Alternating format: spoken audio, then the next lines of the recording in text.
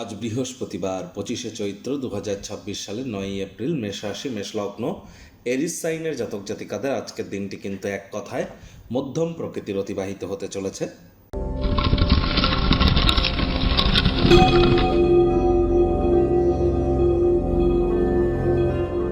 ভিডিওটির শুরুতে স্ক্রিনে আপনারা দেখতে পাচ্ছেন গুরু প্রণাম মন্ত্র।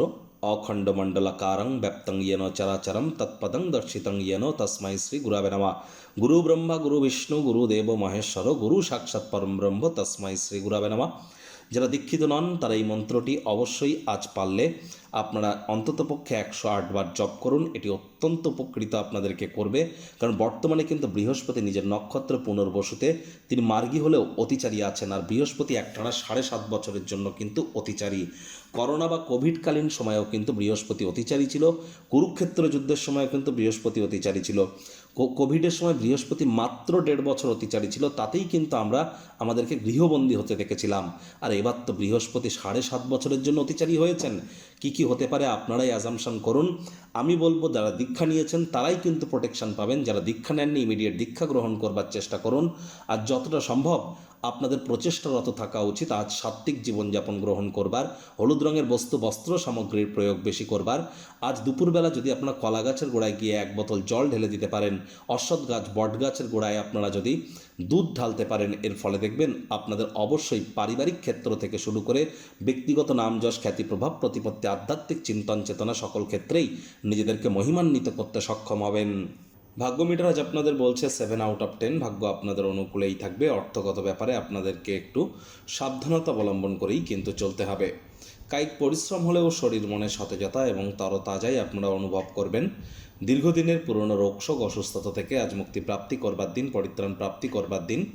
আজ মানসিকভাবে আপনারা মেন্টাল রিলিফ কিন্তু প্রাপ্তি করবেন। আপনি আনন্দ উপভোগ করবার জন্য আপনার খুশিকে বন্ধুদের সাথে ভাগ করে নিতেই পারেন। কোনো না কোনো কম্পিটিশন প্রতিযোগিতাতেও কিন্তু আপনারা জয়যুক্ত হওয়ার সম্ভাবনা প্রবল।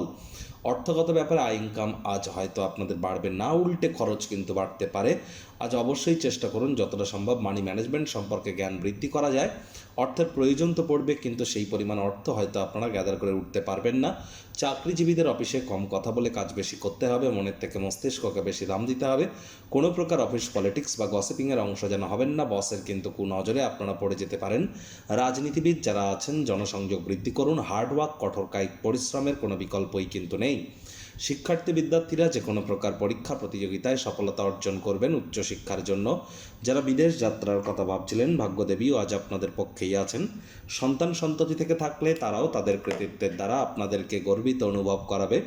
হাউস ওয়াইফদের জন্যও দিনটি এক প্রকার বেশ। প্রেমিক প্রেমিকা স্বামী স্ত্রী দিনটিকে যতটা সম্ভব রোম্যান্টিক করে তোলা যায় সেই প্রচেষ্টাই তো আপনাদের জারি রাখা উচিত। অবিবাহিতদের বিবাহের যোগ পরিলক্ষিত হচ্ছে। যারা প্রেমে পড়েননি তাদের জীবনে স্বপ্নের নারী বা পুরুষের আগমন আজ কিন্তু হতেই পারে। একটু প্রচেষ্টা আপনাদেরকেও করতে হবে। শত্রুপক্ষ বিরোধী পক্ষ আজ কিন্তু খুব একটি শক্তিশালী থাকছে না। গৃহের পরিবেশ শান্তিপূর্ণ নির্ঝঞ্ঝাট পরিগণিত হবে। আজ আত্মীয় স্বজন নিকটবর্তী কোনো আত্মীয় স্বজনদের বাড়িতে কোনো ঝটিকা সফর ক্লান্তিকর দৈনিক সূচি থেকে কিছুটা হলেও রিলিফ আপনাদেরকে প্রাপ্তি করাবে।